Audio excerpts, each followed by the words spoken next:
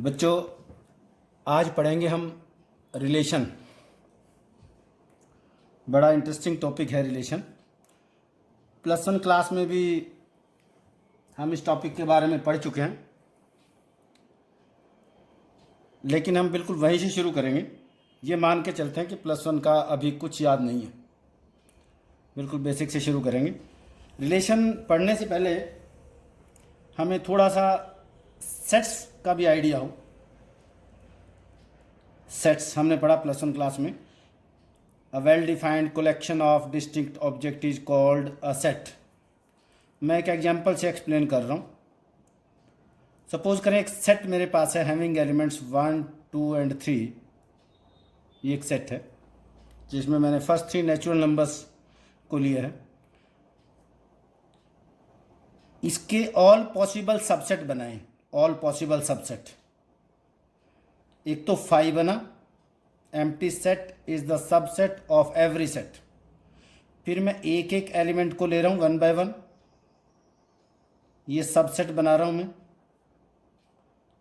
आप भी सोचते रहें साथ साथ कि कौन कौन एलिमेंट बनेंगे सबसेट। अब मैं दो दो एलिमेंट को ले रहा हूँ, 1 और 2 को ले लिया, 2 और 3 को ले लिया, 1 और 3 को ले लिया। फिर मैं तीनों एलिमेंट्स को भी ले लूँ, ये भी इसका सबसेट है। Every set is the subset of itself. हर कोई सेट भी अपने आप का सबसेट ही होता है। एलिमेंट्स को काउंट करें कितने हुए, टोटल कितने सबसेट बने। 1, 2, 3, 4, 5, 6, 7, 8। तो टोटल सबसेट बने 8। यहाँ +1 क्लास में हमने फॉर्मूला पढ़ा था, number of subset of the given set, that is 2 to the power 3, 8 element बने। If a set has n elements, the number of subsets will be 2 to the power n। ये +1 class में हम पढ़ चुके हैं। इसका हम रिलेशन में यूज करेंगे, इसलिए मैंने इसको जोड़ा है। वहाँ ऑब्जेक्टिव क्वेश्चन में हेल्प करेंगे। फिर total number of subset of a set having n elements will be 2 to the power n। हमारे पास इस सेट में 3 एलिमेंट्स थे, तो टोटल कितने सबसेट बने 2 to the power 3, 8। So 8 subset बने। फिर हमने सेट के बाद वहां हमने कार्टीजियन प्रोडक्ट पढ़ा था। कार्टीजियन प्रोडक्ट, कार्टीजियन प्रोडक्ट क्या था। It is the subset of ordered pair. मेरे पास सेट ए गिवन है हैविंग एलिमेंट्स 1, 2 एंड 3। एक सेट बी गिवन है जिसके एलिमेंट्स में 8 और -2 ले लिया मैंने। बच्चों, कार्टीजियन प्रोडक्ट बनाए ए क्रॉस बी। ए क्रॉस बी कार्टीजियन प्रोडक्ट बनेगी। पहला एलिमेंट आप यहाँ से लें, दूसरा यहाँ से लें। 1, 8, 1, -2, फिर ले 2, 8, 2, -2 एंड 3, 8, 3, -2। ये बना Cartesian product. Cartesian product is the set of ordered pair. It is the set. Cartesian product is a set of ordered pair. These are the ordered pairs. First elements comes from A and the second element comes from B, therefore it is A cross B. और B cross A आपको निकालना है। You can find B cross A. First elements comes from B and second elements comes from B. तो आप निकाल सकते हैं। इन्हीं को रिवर्स ऑर्डर में लिख दें। 8, 1 बी क्रॉस ए बन जाएगा। -2, 1 8, 2 एंड सो ऑन। आपने निकाला है कार्टीजियन प्रोडक्ट। ये सब आप पढ़ चुके। ना अब आए हम number of elements in the Cartesian product of A cross B if set A has m elements and set B has n elements. So that is m into n, m multiply n. These are the number of elements. दूसरा objective यहाँ से निकल के आएगा, number of elements in the Cartesian product will be m into n. यहाँ भी हम check करके देखना चाहें बच्चों, a में कितने एलिमेंट्स है 3, b में कितने हैं 2, तो 3 इंटू 2, यहाँ मेरे पास 3 इंटू 2 टोटल 6 एलिमेंट्स होंगे a क्रॉस b के कार्टेशियन प्रोडक्ट के. 1 2 3 4 5 6. यहाँ और यहाँ दोनों का हम बहुत अच्छे से यूज करेंगे. ऑब्जेक्टिव क्वेश्चंस जो हम बाद में प्रैक्टिस करेंगे. फिर हम आगे बढ़ें. अब चलते हैं रिलेशन की तरफ. What is a relation? A relation is the subset of Cartesian product. Relation इस कार्टेशियन प्रोडक्ट का ही सबसेट होता है. क्या मतलब? इसी में से कुछ ना कुछ एलिमेंट आ जाएंगे रिलेशन में. हो सकता है एक भी एलिमेंट ना आए इनमें से, क्योंकि उसको बताना पड़ेगा कि किस रिलेशन के एलिमेंट आपको चाहिए. रिलेशन को देख के आपको डरना नहीं है. जैसे हमारे फैमिली में एक रिलेशन होते हैं, ऐसे ही यहाँ डिजिट्स में, नंबर्स में रिलेशन मिलेगा, उन्हीं को हमने पकड़ना है. क्वेश्चन में गिवन होगा कि कौन से रिलेशन के एलिमेंट आपको चाहिए. फॉर एग्जाम्पल, मैं एग्जाम्पल ले लेता हूँ. Find a relation in which a is the square of b. अगर मैं a क्रॉस b में से a is the square of b ढूंढूं, यानी कि a जो है b का स्क्वायर हूं. इस एलिमेंट में a b का स्क्वायर नहीं है, इसमें भी नहीं है, इसमें भी नहीं है, इसमें भी नहीं है, ये भी इसका स्क्वायर नहीं है, ये एलिमेंट भी इसका स्क्वायर नहीं है. इसका मतलब कोई एलिमेंट a क्रॉस b का इस रिलेशन से नहीं आया जिसमें कि a square equal to b आ जाए. सो देयरफॉर जब एक भी एलिमेंट नहीं गया सबसेट में, तो क्या बन गया? Empty relation, void relation. जैसे एम्प्टी सेट आपने पढ़ा था, एग्जैक्टली वैसा ही.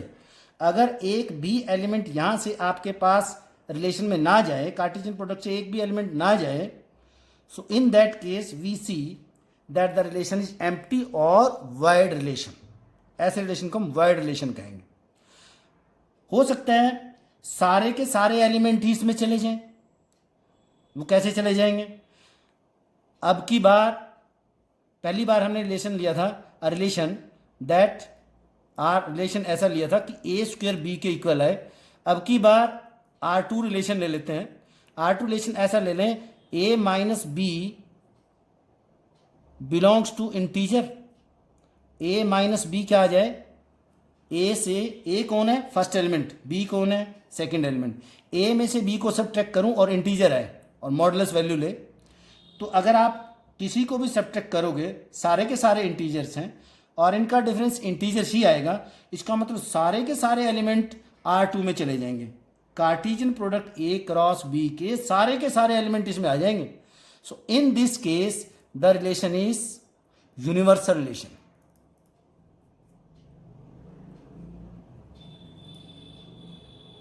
Universal relation, and in this case the relation is empty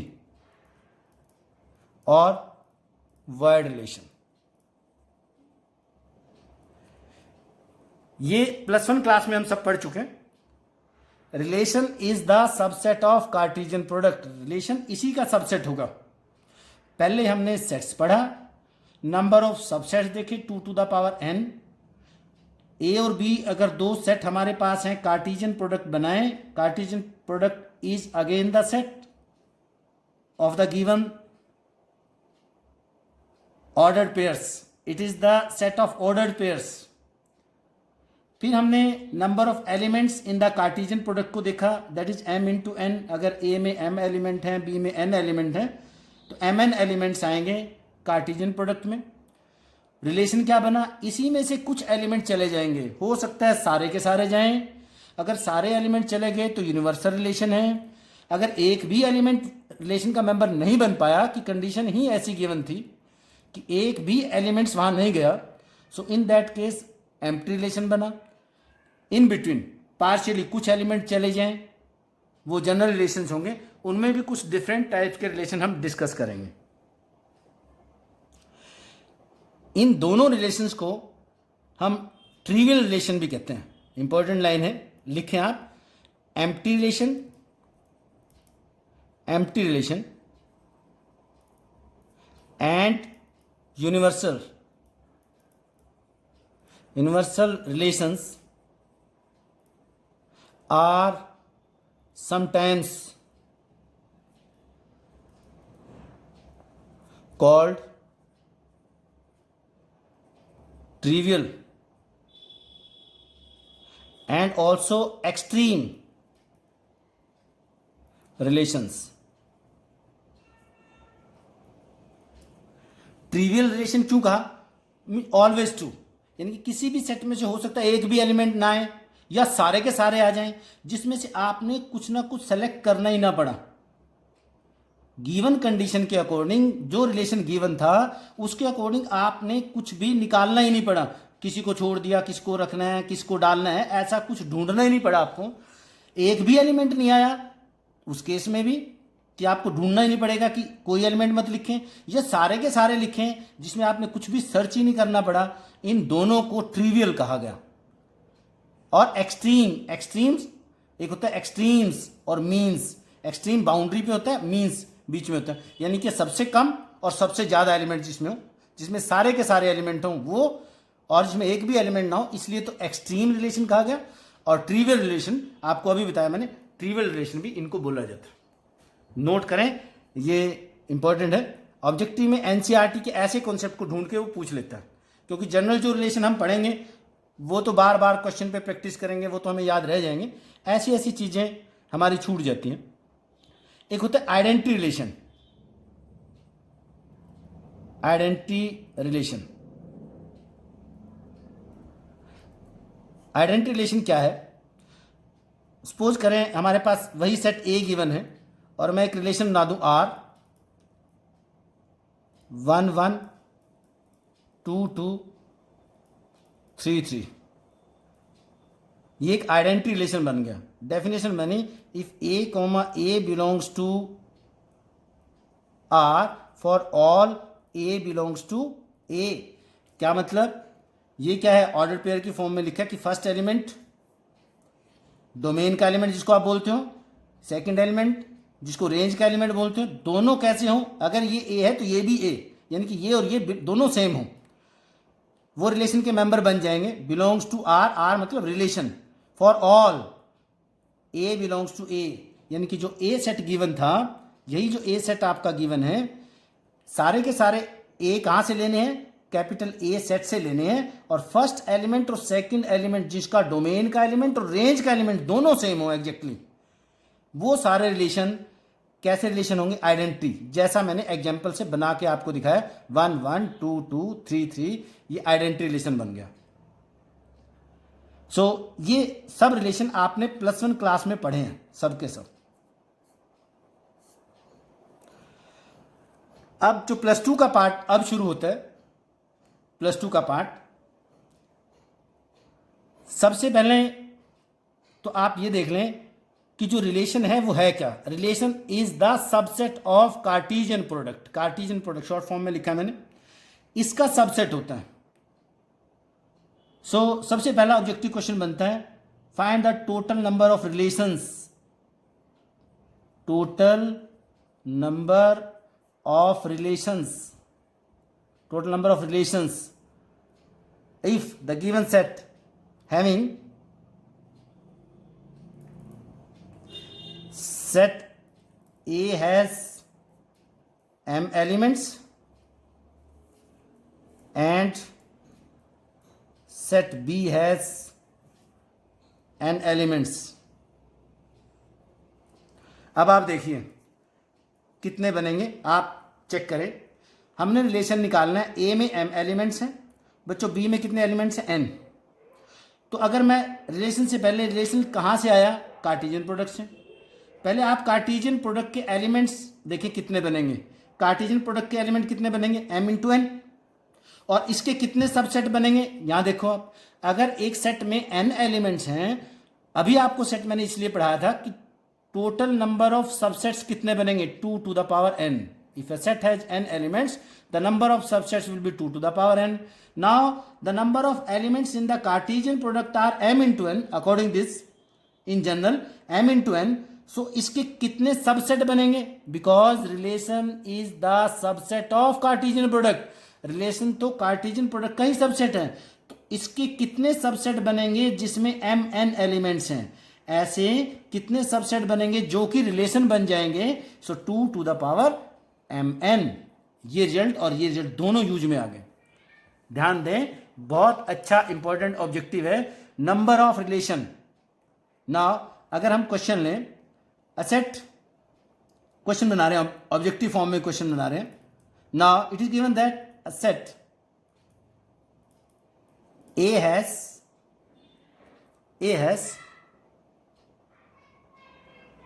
10 elements.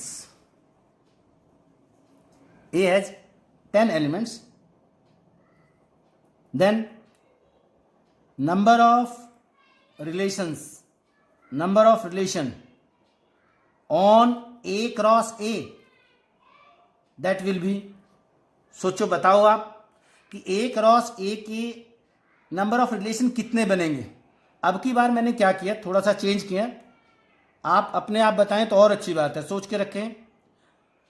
A cross A, अब इससे पहले हमने A और B दो अलग अलग सेट लिए थे कार्टेशियन प्रोडक्ट के। अब की बार मैंने B की जगह भी कौन ले लिया, A ही ले लिया।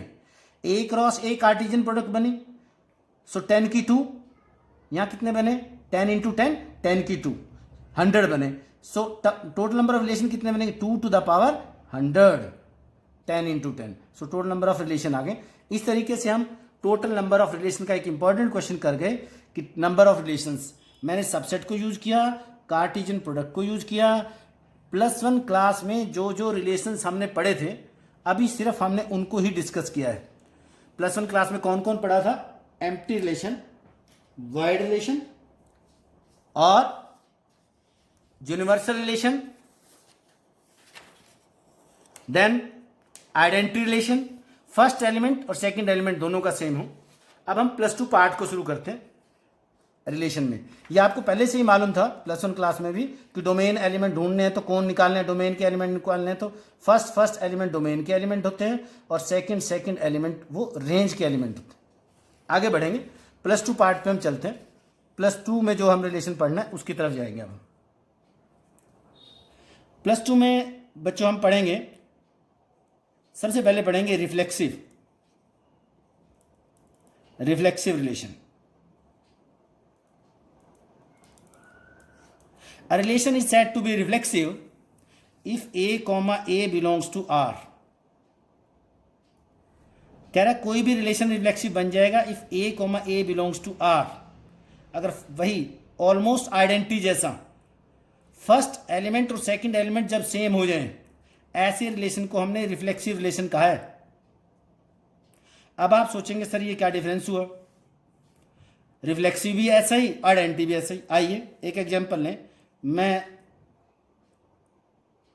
R3 एक रिलेशन बना रहा हूं, वही same on the set of A, given set A, 1 1 2 2 3 3 2 3 1 3।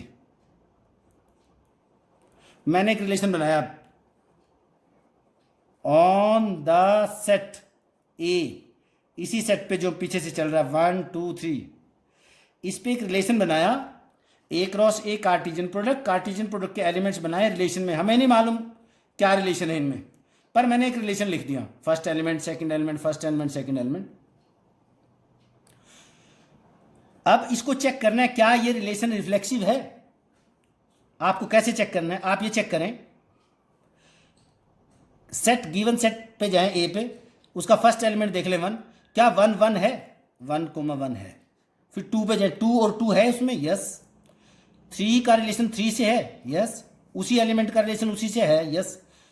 कोई एलिमेंट छूट तो नहीं गया जिसका रिलेशन उसी से ना हो। गिवन सेट ए में तीनों आ गए, कोई एलिमेंट नहीं छूटा है। इसका मतलब ये जो R3 है बच्चों, ये जो R3 है ये रिलेशन रिफ्लेक्सिव हुआ। अगर एक भी एलिमेंट इन तीनों में से 1 2 3 में से अगर इन तीनों में से एक भी एलिमेंट इसमें नहीं होता, हम कहते ये जो R3 रिलेशन है ये रिफ्लेक्सिव नहीं है। अब आप सोच रहे होंगे कि सर आइडेंटिटी में क्लियर करें, अभी भी क्लियर नहीं होगा आपको। मैंने आइडेंटिटी में ध्यान दें क्या लिखा था, 1 1 2 2 और 3 3।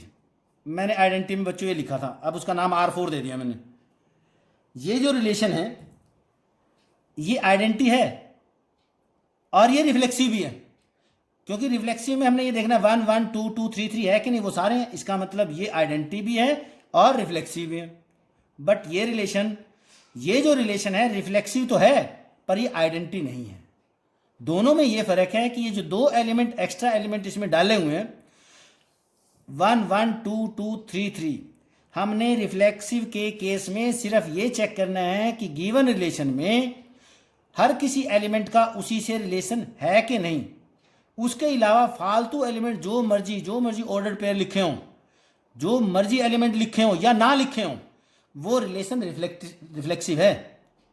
बट आइडेंटिटी के केस में सिर्फ इन्हीं का रिलेशन इन्हीं से लिखा होगा तो आइडेंटिटी है। अगर एक भी एलिमेंट इनमें से कोई भी 1 2 या 1 3 2 3 में कोई भी एक एलिमेंट और लिख दूंगा, फिर ये रिलेशन आइडेंटिटी नहीं रहेगा।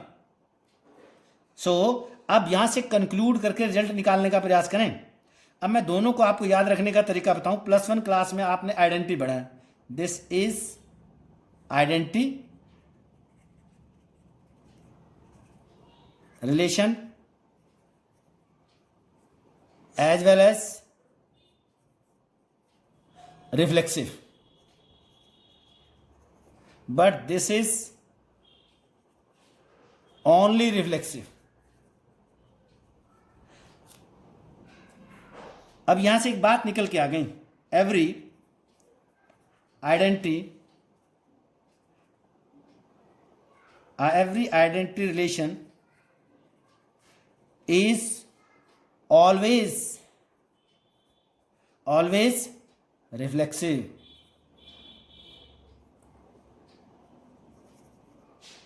Every identity relation is always reflexive relation.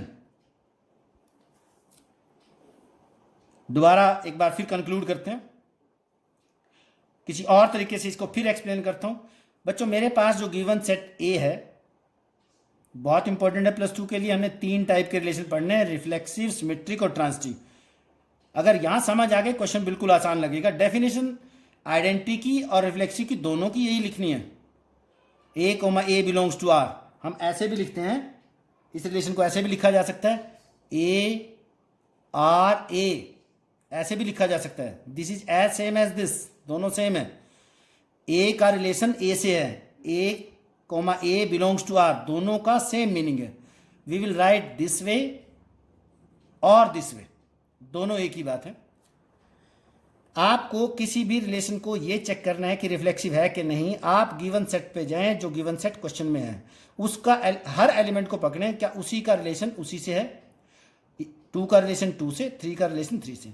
इसके अलावा एक्स्ट्रा एलिमेंट चाहे लिखे हों, उस केस में रिलेशन रिफ्लेक्सिव तो होगा, बट अगर एक्स्ट्रा एलिमेंट लिखे हों उस केस में ये रिलेशन आइडेंटिटी नहीं होगा। पर अगर मैं एक और रिलेशन R5 बनाऊं, मैं लिख देता हूं, मैंने लिखा 1 1 और 3 3, ठीक है। अब मुझे चेक करना है कि ये जो रिलेशन है क्या आइडेंटिटी है, नहीं है। रीजन देंगे, because 2, 2 does not belong to R5। 2, 2 belongs to A, यानी कि 2 एक एलिमेंट A में तो है, but 2, 2 does not belong to R5, therefore relation is not identity. Exactly same is the reason for reflexive, because 2, 2 does not belong to R5, hence it is not reflexive. So अगर एक भी element नहीं हुआ वो identity भी नहीं होगा और वो रिफ्लेक्सिव भी नहीं होगा। एवरी आइडेंटिटी, अब ये देखना आइडेंटिटी रिलेशन है, वो क्या हो गया, रिफ्लेक्सिव तो होगा ही होगा, every identity is reflexive, but converse need not be true. अब R3 जो रिलेशन है कैसा है, रिफ्लेक्सिव है, बट ये आइडेंटिटी नहीं है due to this element and this element. So result निकल के ये आया। अगर मुझे ये चेक करना है कि आइडेंटिटी, मल्टीपल चॉइस क्वेश्चन में आइडेंटिटी रिलेशन भी लिखा है और आपका रिफ्लेक्सिव रिलेशन भी लिखा है, आप उसको पहले आइडेंटिटी चेक कर लें। अगर आइडेंटिटी हुआ तो रिफ्लेक्सिव होगा ही होगा, यानी कि जो +1 क्लास में पढ़ा आइडेंटिटी आपने, +2 का रिफ्लेक्सिव है। अगर आइडेंटिटी +1 में जो पढ़ा है वो होगा तो +2 का तो होगा ही होगा। अगर आपने +1 पढ़ी है तो +2 पढ़ सकते हैं आप। सो यहां से एग्जांपल लें, अगर वो रिलेशन आइडेंटिटी हुआ then it must be reflexive but converse need not be true. Reflexive हुआ तो हो भी सकता है आइडेंटिटी हो, और हो सकता है वो ना भी हो। डेफिनेशन हम ऐसे लिखेंगे, होपफुली आपको क्लियर होगा। अभी हम क्वेश्चन में भी इनको और अच्छे से एक्सप्लेन करेंगे। दूसरे रिलेशन पे जाएं, second is symmetric. Symmetric relation. A relation is said to be symmetric if for A comma B belongs to R implies B comma A belongs to R. ये डेफिनेशन मैंने लिखे। A relation is said to be symmetric relation for A comma B belongs to R, यानी कि अगर मुझे A comma B given है, relation में है, और B comma A भी हो, यानी उसका डोमेन का एलिमेंट रेंज का एलिमेंट बन जाए और रेंज का एलिमेंट डोमेन का एलिमेंट बन जाए, ऐसा भी हो सिमेट्री, यानी कि उल्टा पुल्टा करें तो वो भी उसमें एग्जिस्ट करें। जैसे मैं एक रिलेशन लिख रहा हूँ, मैं यहाँ R6 एक रिलेशन बना रहा हूँ, मैंने लिखा 1 1 2 3 3 2 and this relation, let's say this.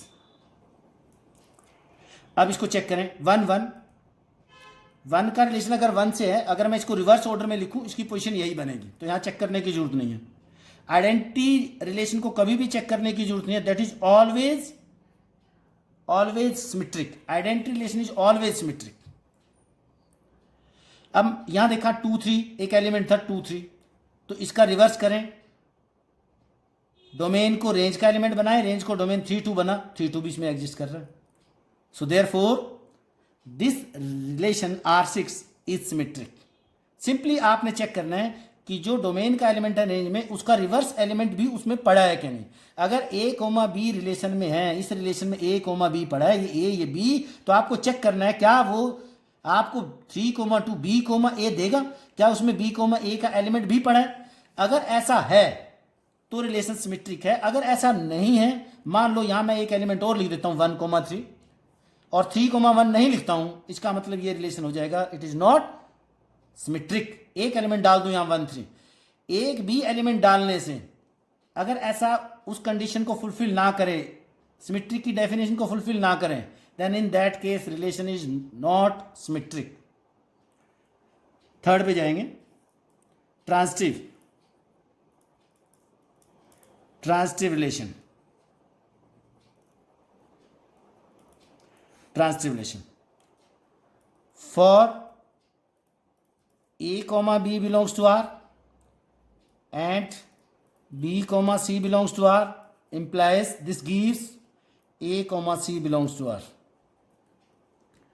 क्या मतलब, अगर A का रिलेशन B से हो, इसी को उठाओ फिर, और B का रिलेशन C से कहाँ R में एग्जिस्ट कर रहा है, जो गिवन रिलेशन है उसमें है ये एलिमेंट और ऐसा एलिमेंट है, तो आपको चेक करना है क्या A, C है, यानी कि इसका फर्स्ट और इसका लास्ट भी उसमें एग्जिस्ट कर रहा है। अगर ऐसा है तो रिलेशन ट्रांजिटिव है, अदरवाइज नहीं है। अगर मैं यही जो गिवन एग्जांपल्स हैं इन्हीं से चेक करें, पहले तो मैं एक सिंपल सा बना लूं, एक और R7 एक रिलेशन बना लूं, 1 1 2 2 2 3 3 2, ये बना लिया मैंने, एक रिलेशन बनाया, कोमा से सेपरेट करें सभी एलिमेंट्स को। आइए चेक करें कि ये रिलेशन जो R7 रिलेशन है क्या ये ट्रांजिटिव है। कभी भी आइडेंटिटी रिलेशन के केस में आपको चेक करने की जरूरत नहीं है, क्योंकि 1 1 यहां पर है, आपको ये देखना है कि जो इसकी रेंज का एलिमेंट 1 है, क्या ये किसी की डोमेन का एलिमेंट बना हुआ है आगे के एलिमेंट्स में? ऐसा नहीं है। आप नेक्स्ट पे जाओ, 2 2, क्या 2 सेकेंड रेंज का 2 बोल रहा हूं मैं, क्या रेंज का जो एलिमेंट 2 है किसी की डोमेन बना हुआ है? यस बना हुआ है। तो वो क्या है? 2 3, ये ए बना, ये बी बना, तो ये बी हुआ और ये सी हुआ। अब यहां चेक करेंगे क्या ए का रिलेशन सी से है, क्या 2 का रिलेशन 3 से है? 2 3 है इसमें, यस ये खुद पड़ा है 2 3, सो इसका मतलब ये रिलेशन ट्रांसिटिव हुआ इस केस में। अगले एलिमेंट पे भी जाएं, अब 2 और 3 को चेक करें, क्या 3 किसी की डोमेन में है, नेक्स्ट में ही पड़ा है। 3 का रिलेशन किससे है? 2 से। ए का रिलेशन बी से है, 2 का रिलेशन 3 से है, और बी का रिलेशन फिर सी से है। तो हमें चेक करना है क्या ए का रिलेशन सी से है, क्या 2 2 है इसमें? यस 2 2 पड़ा है। हमने हर किसी एलिमेंट्स को 1 बाय 1 करके चेक करना है कि क्या अगर ए बी आर में है और बी सी भी एग्जिस्ट कर रहा है तो क्या ए और सी एग्जिस्ट करते हैं। अगर ए और सी एग्जिस्ट करता है तो रिलेशन ट्रांसिटिव है, अगर ऐसा नहीं है अदरवाइज में सब कुछ आ गया, वो ट्रांसिटिव नहीं है। मैं एक बार फिर तीनों रिलेशन को किसी और तरीके से अपनी रिलेशन क्या है, जैसा फैमिली में रिलेशन होते हैं, फ्रेंड का रिलेशन है, ब्रदर का रिलेशन है, अंकल का रिलेशन है, उस तरीके से ही रिलेशन को थोड़ा सा और समझने की कोशिश करते हैं। तीनों रिलेशन को अभी तो मैंने मैथमेटिकल जो डेफिनेशंस हैं और नंबर सिस्टम से ही आपको एक्सप्लेन किया। अब आइए जनरल वे में एक्सप्लेन करते हैं कि क्या मीनिंग है। वही रिलेशन है जैसा हम करते हैं। आइए रिफ्लेक्सिव रिलेशन का मैं और एग्जांपल लेता हूं। आप उसी का रिलेशन उसी से होना चाहिए। बच्चों, इससे पहले कि मैं इनको रिलेट करूं, मुझे एक कॉन्सेप्ट और याद आया। मैंने आपको बताया था कि जो आइडेंटिटी रिलेशन है वो रिफ्लेक्सिव होगा ही होगा। Every identity is reflexive. मैंने आइडेंटिटी में ये भी बताया था कि जो आइडेंटिटी रिलेशन होगा वो सिमेट्रिक भी होगा, क्योंकि इनके रिवर्स ये खुद ही होते हैं। ये बात मैंने आपको बताई थी। आपको सिमेट्री को चेक करने की जरूरत नहीं है। और जो आइडेंटिटी रिलेशन होगा, जो +1 क्लास में पढ़ा आइडेंटिटी रिलेशन आपने, वो ट्रांसिटिव भी होगा ही होगा। आपको आइडेंटिटी के जो एलिमेंट्स हैं इनको कभी भी रिफ्लेक्सिव, सिमेट्रिक, ट्रांसिटिव चेक करने की जरूरत नहीं है। It is always transitive. Result निकाल लें, very important result, that the identity relation, you can write down, identity relation is always reflexive, symmetric and transitive. Every identity relation is, जो +2 में तीनों रिलेशन पढ़े हैं, रिफ्लेक्सिव, सिमेट्रिक एंड ट्रांसिटिव। और last और final एक रिलेशन है, fourth one, that is equivalence. Equivalence relation, a relation is said to be equivalence if it is reflexive, symmetric and transitive. अगर कोई भी रिलेशन आपको इक्विवेलेंस चेक करना है, इसकी कोई नई डेफिनेशन नहीं बनी, it must be reflexive, symmetric and transitive. जो तीनों हमने पढ़े हैं, अगर तीनों हैं तो इक्विवेलेंस है, अगर एक भी नहीं है तीनों में से फिर वो रिलेशन इक्विवेलेंस नहीं है। मैं आपको बता चुका, यहाँ एक इंपॉर्टेंट डेफिनेशन ये बन गई। अगर आपसे पूछा जाए, सोच के रखना, बाद में रिजल्ट आपसे लेंगे, देखते हैं आप कब सोच पाएंगे। आपने बताना है स्मॉलेस्ट इक्विवेलेंस रिलेशन। ध्यान से सुने, स्मॉलेस्ट इक्विवेलेंस रिलेशन यानी दुनिया में सबसे छोटा इक्विवेलेंस रिलेशन कौन होता है। ऐसा रिलेशन जो रिफ्लेक्सिव भी हो, सिमेट्रिक भी हो, ट्रांसिटिव भी हो। स्मॉलेस्ट, हम काम करते जाएंगे, आप सोचते रहें, साथ साथ आपको बाद में बताएंगे कि कौन सा होता है। इंपॉर्टेंट क्वेश्चन है ये भी, स्मॉलेस्ट इक्विवेलेंस रिलेशन। और हमने +2 क्लास में इक्विवेलेंस रिलेशन को ही पढ़ना है। सो मैं यहाँ आपको और अच्छे से इनको क्लियर कर रहा था जनरल एग्जाम्पल से। जैसे सोशल लाइफ में हम फ्रेंड का एक रिलेशन लो, a first element second element same होता है। क्या हर कोई अपने आप का फ्रेंड होता है? सोचो, क्या आप अपने ही फ्रेंड हैं? फ्रेंड की डेफिनेशन पे जाओ। फ्रेंड क्या है? A friend in a need is a friend in deed, यानी कि जो मुसीबत में आपके काम आए, आपकी खुशियों में भी शामिल हो, गम में भी शामिल हो, तो तो क्या आप अपने आप के फ्रेंड हैं? क्या आप अपनी खुशियों में शामिल होते हो? क्या आप अपनी प्रॉब्लम को सॉल्व करते हो खुद ही, जैसे आपका फ्रेंड आपकी हेल्प करने के लिए? सो ये रिलेशन जो फ्रेंड का रिलेशन है, फ्रेंड का रिलेशन कैसा हुआ? रिफ्लेक्सिव हुआ।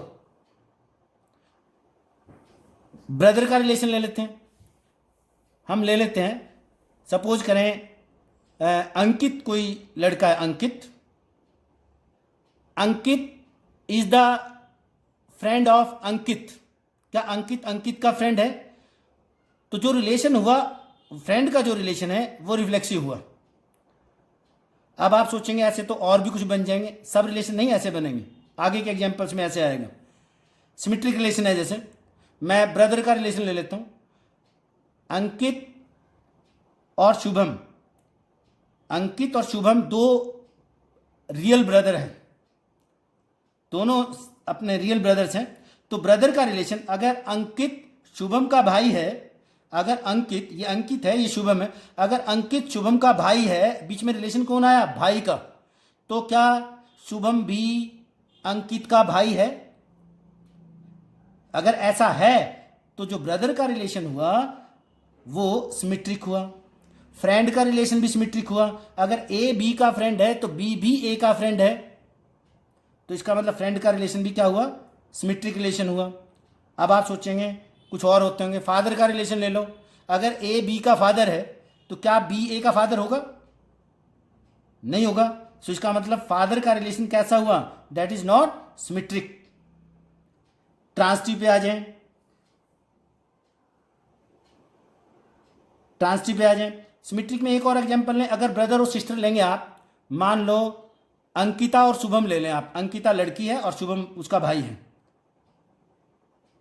तो इस केस में रिलेशन सिमेट्रिक नहीं होगा, क्योंकि अगर शुभम अंकिता का भाई है तो अंकिता शुभम की भाई नहीं है। यह भी ध्यान रखना है कि वो मेल है वो फीमेल है।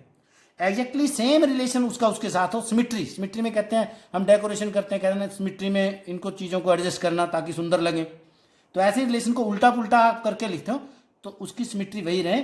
So therefore relation is symmetric relation. ऐसे ही ट्रांसिटिव रिलेशन को कह सकते हैं आप। ब्रदर का रिलेशन ट्रांसिटिव है, तीन भाई हैं, ए बी का भाई है, बी सी का भाई है, तो ए बी सी का भाई होगा। फ्रेंड का रिलेशन है, ए बी का फ्रेंड है, बी सी का फ्रेंड है, ये दोनों गिवन होंगे तो ए बी सी का फ्रेंड होगा, ट्रांसिटिव रिलेशन होगा। सो ये कुछ जनरल एग्जांपल्स थे, और तीनों अगर हो गया रिफ्लेक्सिव, सिमेट्रिक और ट्रांसिटिव, उस केस में रिलेशन कैसा होगा? That is equivalence relation. So बच्चों, प्लस टू क्लास में ये सब रिलेशन हम पढ़ेंगे और बहुत सारे क्वेश्चन हम प्रैक्टिस करेंगे। धीरे धीरे कैसे लिखना है, कैसे रिप्रेजेंट करना है, आपको ये सब कुछ समझ आ जाएगा। आइए कुछ क्वेश्चन लेते हैं। एनसीईआरटी के कुछ क्वेश्चन लेंगे। मैंने क्वेश्चन उठाया, क्वेश्चन नंबर 2 लिया एनसीईआरटी का आपका। So that the relation are in the set R, मैंने इस आर को अलग तरीके से लिखा है। ये तो रिलेशन का आर है, और ये जो रिलेशन है, क्योंकि दोनों को एक जैसा आर लिखेंगे थोड़ा सा अजीब लगेगा। बुक तो क्या करती है, वो तो फॉन्ट चेंज कर देती है। मैंने एक और लाइन डाल दी यहाँ पे आर की। So on the set of real number, ये रियल नंबर को रिप्रेजेंट कर रहा है this R as a relation. ये आर, ये रिलेशन लिखा है आर के रिलेशन को लिखा है। कैसे लिखेंगे रिलेशन को? एलिमेंट कौन बनेगा? ए कोमा बी, सच दैट। अब ए कोमा बी में क्या रिलेशन है, यहाँ रिलेशन लिखेगा। यहाँ पे रिलेशन लिखा है, क्या रिलेशन गिवन है? A is less than equal to B square. A हमेशा यानी कि फर्स्ट एलिमेंट सेकंड के स्क्वायर से लेस हो या इक्वल हो, जनरल बता दिया। और ए और बी क्या लेने हैं आपने? Real numbers. कोई रियल नंबर सोच लें, आपने देखना है, वो बताना है कि ना तो रिफ्लेक्सिव बनेगा, ना ही सिमेट्रिक बनेगा, ना ही ट्रांसिटिव बनेगा। सो दैट है, आपने शो करना है। इसका मतलब पहले ही पता तो चल गया वो ना रिफ्लेक्सिव है, ना सिमेट्रिक है, ना ट्रांसिटिव है। आपको चेक नहीं करना है। एक तो चेक करें तो आपको खुद ही सोचना पड़ता है कि नहीं। अब आपको पता है, इनको प्रूव करना है। यहाँ मैं कुछ इंपॉर्टेंट बातें बताऊंगा, ध्यान से आप सुनेंगे कि कैसे हम किसी भी रिलेशन को ये प्रूव करते हैं कि वो रिफ्लेक्सिव है, और कैसे ये प्रूव करते हैं वो रिफ्लेक्सिव नहीं है। अगर मुझे किसी भी रिलेशन को ये प्रूव करना है कि कोई रिलेशन रिफ्लेक्सिव है, तो मुझे उसको उसकी डेफिनेशन के अकॉर्डिंग जनरलाइज करके प्रूव करना पड़ेगा। क्या मतलब? जैसे इनफाइनाइट रियल नंबर्स हैं, अब मैं इनफाइनाइट रियल नंबर्स के ऑर्डर पेयर लिख के कैसे दिखाऊंगा? लिख के तो दिखा नहीं पाऊंगा कि हाँ वो रिफ्लेक्सिव बन गया है। तो उसको जनरल डेफिनेशन के अकॉर्डिंग प्रूव करके दिखाएंगे जो हर किसी रियल नंबर के लिए ट्रू होगा। बट अगर मुझे ये प्रूव करना है ये रिफ्लेक्सिव नहीं है तो मुझे एक ही एग्जाम्पल देने की जरूरत है कि देखिए ये एक ऐसा एग्जाम्पल पड़ा जिसकी वजह से ये रिलेशन रिफ्लेक्सिव नहीं है, तो माना जाएगा कि वो रिलेशन रिफ्लेक्सिव नहीं है। हालांकि हमारे पास इनफाइनाइट रियल नंबर्स हैं, अगर एक के लिए भी एक भी ऑर्डर्ड पेयर मैंने ऐसा दिखा दिया कि इन दो एलिमेंट्स के लिए रिफ्लेक्सिव नहीं बनता है, बाकी सारे इनफाइनाइट रियल नंबर्स पे चाहे वो बनता हो, उस केस में क्या कहा जाएगा, इन जनरल रिलेशन रिफ्लेक्सिव नहीं है।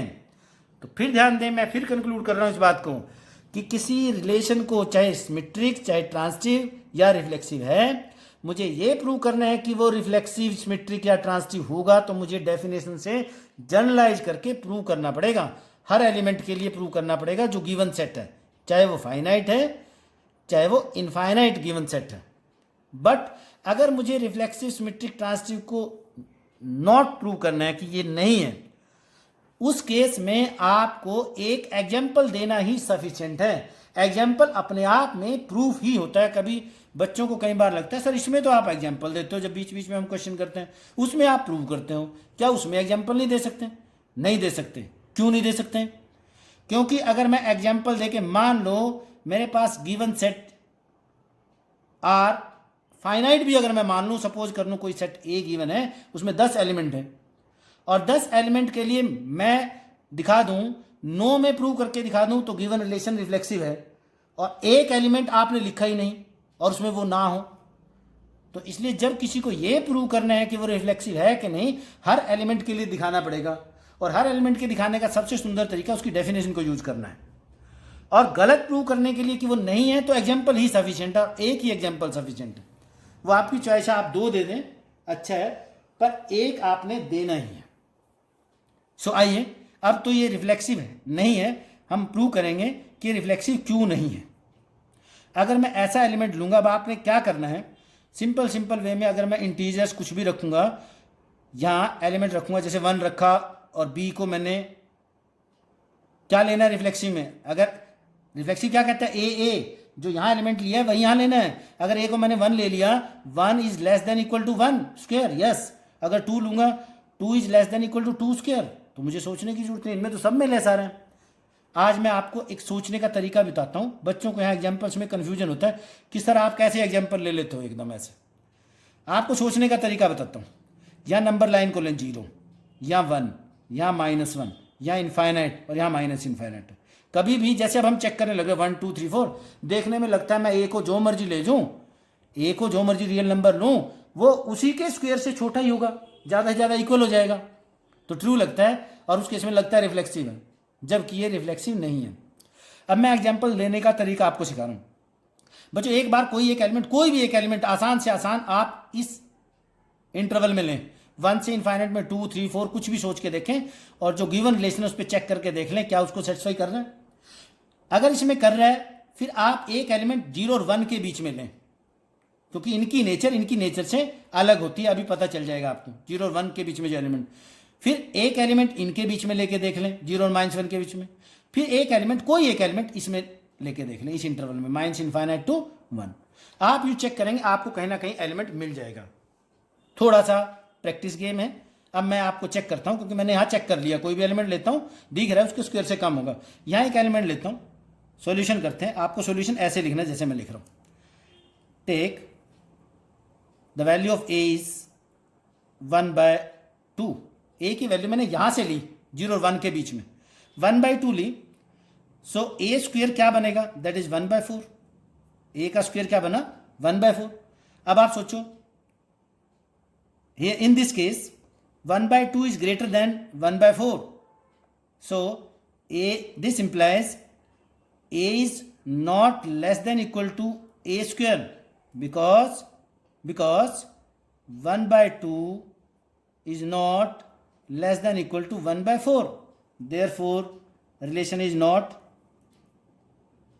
R is not reflexive। बस ऐसे आंसर देना है एग्जाम्पल देखिए। सेकंड केस, ये आपका फर्स्ट बन गया। सेकंड पार्ट, अब आपको सिमेट्रिक चेक करना है। आपने ए और बी को इस तरीके से लेना है। Now by taking A is equal to 2 and B is equal to 9, so A comma B belongs to R. A B R से बिलोंग कर गया। कैसे कर गया आप देख लो, ए बी स्क्वायर से लेस है, ए बी स्क्वायर से लेस है, but B comma A does not belong to R. देख लो आप, बी कौन है 9, ए कौन है 2 का स्क्वायर करें 4, because 9 is not less than equal to 2 square. A B से बिलोंग करता है as 2 is less than equal to 9 square, but 9 is not less than equal to 2 square. Therefore, relation R is not symmetric. Now third और final check करते हैं, ट्रांसिटिविटी को check करते हैं। क्योंकि मुझे पहले ही मालूम है ये नहीं है, इसलिए हम पहले ही एग्जाम्पल देके ढूंढ रहे हैं कि कौन एग्जाम्पल इनको प्रूव कर देगा कि जिससे ट्रांसिटिव, रिफ्लेक्सिव या सिमेट्रिक ना हो। फिर आपने थोड़ा सा बार बार प्रैक्टिस पे क्वेश्चन करेंगे तब आएंगे ध्यान में। ए और बी को इस तरीके से लेना है कि ए बी स्क्वायर से लेस हो, फिर बी और सी को इस तरीके से लेना है कि बी सी स्क्वायर से लेस हो, और आपने ये चेक करके दिखाना है कि ए सी स्क्वायर से लेस ना हो। तो इसका मतलब हम 0 और 1 के बीच में फ्रैक्शन में गेम खेल लेंगे, जैसे कि यहाँ उससे लेस नहीं हुआ था। मैं एक एग्जाम्पल ले लेता हूँ, ए को ले लेता हूँ 4। ये नहीं है कि कितने सारे एग्जाम्पल आप खुद बना सकते हो। ए को ले लें 4 by taking b is equal to 2 and take c is equal to 3/2 ले लेता हूं। चेक करें। Now 4 is less than equal to 2 square, 4 is less than equal to 2 square, equal बन गया, 4 is equal to 4, इक्वलिटी आ गई। and b 2 is less than equal to 3/2 square, but 4 is not less than equal to 3/2 square। ये इससे less than equal to है, ये इससे less than equal to है, but ए और सी को चेक करें। ए कौन था 4, इसके स्क्वायर से लेस देन इक्वल टू नहीं है, ये बना 9/4। सो देयरफॉर हमारा एक एग्जांपल ऐसा बन गया। बार बार ट्राई करने से इस तरीके से लेना है कि ए और बी को जब मैं ले रहा हूं वो उसके आसपास आ जाएं, कि ए बी स्क्वायर के इक्वलिटी भी है कि इक्वल जैसा ले लूं। फिर मैं ये चेक कर लूं कि सी को क्या लूं, बी के साथ सी जो बनाया है, सी को ऐसा क्या लें कि इसमें और इसमें डिफरेंस भी इतना कम रखें कि इसका स्क्वायर इससे ग्रेटर आ जाए पर इससे लेस रह जाए। सो प्रैक्टिस से ये सब चीजें आ जाएंगी। Hence relation is R is not transitive। सो ये क्वेश्चन का प्रूफ हो गया। एक और क्वेश्चन लेंगे ना, फिर थर्ड क्वेश्चन मैंने लिया, check whether the relation the given set. अब की बार सेट कौन है फाइनाइट, इससे पहले क्वेश्चन में सेट कौन था इनफाइनाइट, पीछे कौन था सो दैट हमें प्रूव करना था। लेकिन अब की बार चेक करना है, आप ही बताएंगे रिफ्लेक्सिव है कि नहीं। वहां तो आपको पहले ही मालूम था, पहले ही प्रिपेयर हो गए आप, रिफ्लेक्सिव एग्जाम्पल देना है, ट्रांसिटिव का एग्जाम्पल देना है। अब तो आपको चेक करना है कि वो है कि नहीं, तो कैसे सोचेंगे। लेकिन अब की बार आसान ये है, गिवन सेट फाइनाइट सेट है, आपको ये सोचना है कि ए और बी जो दो एलिमेंट हैं, रिलेशन ये है। क्या रिलेशन है कि जो आप बी एलिमेंट लोगे, जो रेंज का सेकंड एलिमेंट आप लोगे, वो ए में 1 ऐड करके लेना है। आप इस रिलेशन, क्योंकि फाइनाइट सेट है, मैं इस रिलेशन को लिख ही लूंगा, क्योंकि फाइनाइट एलिमेंट है, इनफाइनाइट को तो लिखना मुश्किल हो जाता है। अब इसको लिख ही लेते हैं। अगर मैं ए को मैं 1 लेता हूं तो बी क्या बनेगा a+1, तो 2 लेना पड़ेगा दूसरा एलिमेंट। अगर मैं 2 लूंगा तो बी क्या बनेगा 3, अगर 3 लूंगा तो क्या बनेगा 4, अगर मैं 4 लूंगा ए को तो बी क्या बनेगा 5, अगर बच्चों मैं 5 लूंगा तो बी कौन बनेगा 6 लूंगा तो 7 उसमें है ही नहीं, क्योंकि 7 इससे बाहर मैं जा ही नहीं सकता। अब की बार मैंने पूरे रिलेशन को लिख ही लिया कि इसका सारा रिलेशन यही बनेगा, सॉल्यूशन पार्ट में। कोई जरूरी नहीं है, जब इनफाइनाइट होता हम नहीं लिख पाते, बस उसमें से जो हमारे लिए नीडफुल एलिमेंट्स हैं उन्हीं को हम लिख लेते हैं एग्जाम्पल देके। दोनों पॉसिबिलिटीज दोनों क्वेश्चन में मैं डिफाइन कर रहा हूं। अगर पॉसिबल है तो पूरा रिलेशन लिख लें, नहीं पॉसिबल है तो ना लिखें। चलो आइए चेक करें अब ये रिफ्लेक्सिव है कि नहीं। अब आप देखो, because 1,1 does not belong to R, therefore relation is not reflexive. देख लो, मुझे ये तो चेक करना था रिफ्लेक्सिव के लिए 1, 1, 2, 2, 3, 3 कुछ भी नहीं, इसमें तो एक भी एलिमेंट नहीं है। और यहां सपोज करें यही गिवन सेट आर होता, रियल नंबर का होता, फिर भी मैं कह देता कि ये एलिमेंट और ये एलिमेंट दोनों सेम हो ही नहीं सकते, क्योंकि जो ए को मैं 1 लूंगा तो रेंज का एलिमेंट 2 आएगा, वही आ ही नहीं सकता। डोमेन के एलिमेंट में 1 ऐड करने से दूसरा एलिमेंट आता है, मुझे जनरलाइज करने से भी मालूम है ये। हालांकि यहां तो गिवन सेट फाइनाइट था, यहां से तो और भी आसान है कि लिख ही लिया हमने। सेकंड चेक करें, एज 1,2 बिलोंग्स टू आर, ये देखो 1,2, क्या 2,1 है? क्या इसका उल्टा है? इसमें नहीं है। But 2,1 does not belong to R, hence relation is not symmetric.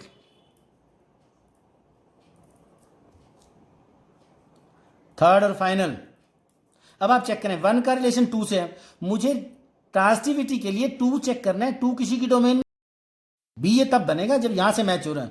ए का रिलेशन बी से है, बी का रिलेशन सी से मिल गया, क्या ए का रिलेशन सी से है? क्या 1, 3 इसमें कहीं पड़ा है? नहीं पड़ा है। सो देयरफॉर इसका मतलब रिलेशन ट्रांसिटिव भी नहीं है। मुझे और एग्जाम्पल ढूंढने की जरूरत नहीं है तो सब जगह 3 का रिलेशन 4 से है, 4 का रिलेशन 5 से है, बट 3 का रिलेशन 5 से नहीं है। आप कोई एग्जाम्पल लिखें, मुझे आगे जाने की जरूरत ही नहीं है। मुझे एक एग्जाम्पल ऐसा मिल गया, as 1,2 belongs to R and 2,3, ये गिवन पार्ट है, 2,3 बिलोंग्स टू आर, ये गिवन पार्ट है, बट ये आपको दिखाना है 1,3 does not belong to R, therefore relation is not transitive. Relation is not transitive. अब मैंने दोनों क्वेश्चन में बहुत कुछ डिफरेंशिएट करने की कोशिश की है। कैसे? यहां बच्चों मैंने इनफाइनाइट सेट लिया, उसको लिखने का तरीका आपको बताने की कोशिश की, या एक फाइनाइट सेट के साथ लिया।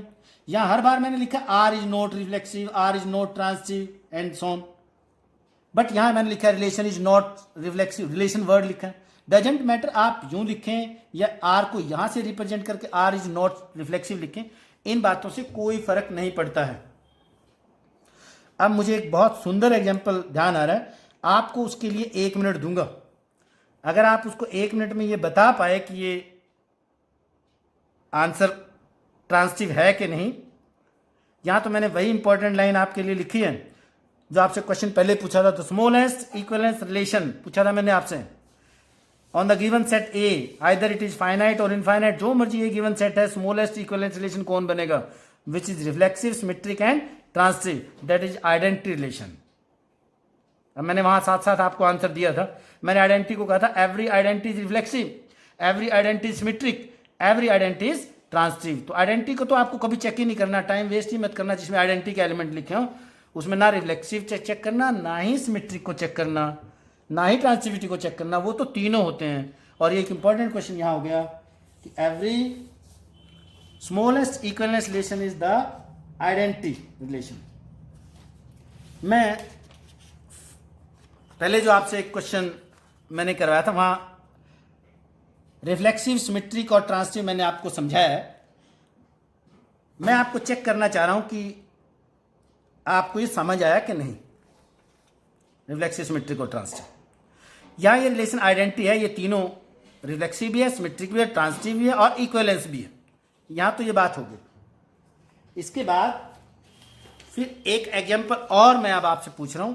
यहां अगर आप ये बताने में कामयाब हो गए कि ये रिलेशन ट्रांसिटिव है कि नहीं, इसका मतलब आपको बहुत कुछ समझ आ रहा है और बहुत ज़्यादा समझ आ गया। मैं एक एग्जाम्पल बना रहा हूँ, यहाँ एक रिलेशन बना लेता हूँ। एक रिलेशन बना रहा हूँ, आपको बताना है कि वो ट्रांसिटिव है कि नहीं। ये आपका अभी मैं टेस्ट कर रहा हूँ कि आपको देखें कितना समझ आया। गिवन सेट ए यही लेके चलेंगे जो ए सेट है 1 2 3। मैं इसके ऑर्डर पे लिख रहा हूँ।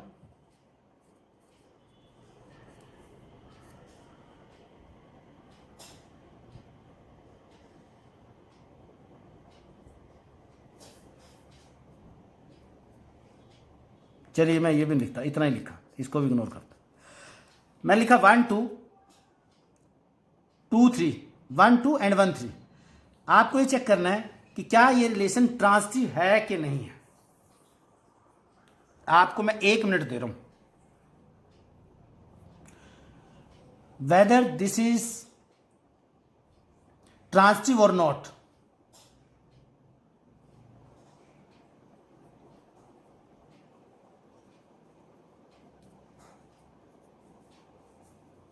Very very important.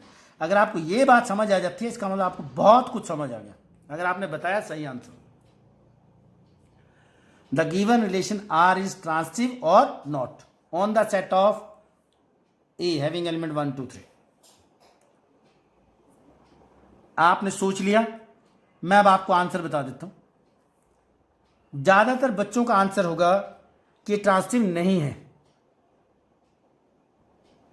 अगर आपने सही में दिमाग लगाया, मोस्टली बच्चों का आंसर होता है ये ट्रांसिटिव नहीं है, बट ये ट्रांसिटिव है। अब मैं दोनों सॉल्यूशन आपको दे रहा हूं कि ट्रांसिटिव क्यों नहीं है। बच्चे सोचते हैं 1 का रिलेशन 2 से है और 2 का रिलेशन कहीं किसी से है ही नहीं है, हमें चेक करने की जरूरत नहीं है। 1 का रिलेशन 3 से है, 3 किसी की डोमेन में है ही नहीं है, इसी हमें चेक करने की जरूरत नहीं है। तो हमें चेक ऐसा कुछ मिला ही नहीं कि ए का रिलेशन बी से हो, बी का रिलेशन सी से हो और ए का रिलेशन सी से चेक करने की जरूरत ही नहीं पड़ी। Therefore this relation is transitive. But ऐसा नहीं है, ये रिलेशन ट्रांसिटिव है। क्यों है अब ध्यान से समझना है। यहां कंप्लीट हो जाता है ट्रांसिटिविटी और पूरा इक्वलेंस इसी एग्जांपल के साथ। आपको डेफिनेशन ध्यान से देखें कि ए का रिलेशन बी से है, बी का रिलेशन सी से है, गिवन पार्ट है। ये बच्चों गिवन पार्ट है। आपको ये गिवन है तो ये चेक करना है, अगर ऐसा हुआ तो ट्रांसिटिव है। ए का रिलेशन सी से हुआ तो ट्रांसिटिव है, ए का रिलेशन सी से नहीं हुआ तो ट्रांसिटिव नहीं है। बट अब यहां आपके पास ये देता है वो फर्स्ट पार्ट, सेकंड देता ही नहीं। 1 का 2 से है, 2 का 3 से देता ही नहीं। 1 का 3 से है, 3 का किसी और से रिलेशन देता ही नहीं। तो आपको चेक करने की जरूरत ही नहीं पड़ी। जब आपको चेक करने की जरूरत ही नहीं पड़ी, इसका मतलब यह माना जाएगा कि आपने तो चेक कर दिया है। जब आपको उसने ये दिया ही नहीं, तो आपको चेक करने की जरूरत ही नहीं पड़ी। आप कहेंगे ये दो तभी तो हम चेक करेंगे। जब आपने दिया ही नहीं है तो इसका मतलब हमारी तरफ से काम पूरा है, और काम पूरा है तो आपने ट्रांसिटिविटी कंप्लीट कर दी है। इस सेंस में एक और तरीके से मैं एक्सप्लेन कर सकता हूं, अगर आपको ये ना समझ आए हो। वैसे समझ आ जाना चाहिए इतनी बात से, क्योंकि आपको ये दोनों रिलेशन गिवन होंगे, दोनों एलिमेंट्स गिवन होंगे, तो आपको ये चेक करना है। जब आपको ये दिया ही नहीं है तो आपको चेक करने की जरूरत ही कहां पड़ी। जब मैंने आपको 2 चीजें देनी थी, मान लो मैंने एक पेन आपको देना था, एक कॉपी आपको देनी थी, और आप दोनों ने अपना, सब बच्चों ने अपना नाम लिखना था। दोबारा ध्यान से समझना, फिर एक्सप्लेन कर रहा हूं इसी बात को, कि मैंने आपको एक पेन देना था, एक कॉपी देनी थी, तो आपको चेक करना था, मैंने आपको चेक कराना था कि आप सब अपना नाम लिखिए। ये वो था कि आपने सब अपना नाम लिखना था। मैंने आपको पेन दे दिया, मैंने आपको कॉपी दी नहीं, मैंने पूछा बच्चों नाम लिखा, तो आप कहेंगे नहीं लिखा सर। तो उसमें आप कहीं फाल्टी हुए नहीं, क्योंकि आपको कॉपी मिली नहीं, आप नाम कैसे लिखें। इसका मतलब वो काम आपने अपनी तरफ से तो कर ही दिया। ऐसे ही एग्जैक्टली सेम ट्रांसिटिव रिलेशन में जब ये गिवन है, ये आपको मिलता ही नहीं है, वेरी वेरी इंपॉर्टेंट, ये मिलता ही नहीं है, तो उस केस में ट्रांसिटिविटी होगी। बहुत इंपॉर्टेंट कॉन्सेप्ट है। बहुत सारे बच्चों को, इवन कई बार टीचर्स को भी कंफ्यूजन रहता है। तो इस बात को आप सीखने का प्रयास करें। आज के लेक्चर में इतना ही रखेंगे। सब बच्चे अच्छे से तैयारी करेंगे। मिलते हैं अगले लेक्चर में बच्चों, और सारी प्रॉब्लम्स लेंगे। ओके।